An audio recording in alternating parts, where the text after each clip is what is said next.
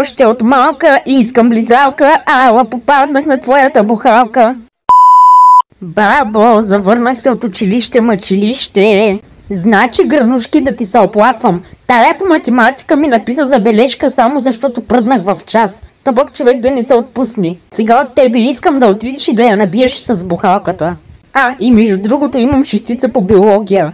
Аре, не се ли радваш поне малко за мен? Сигурно след този дълъг ден гранушка ми е сготвила нещо.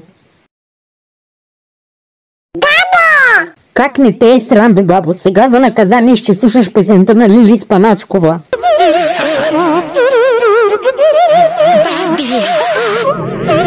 A few moments later.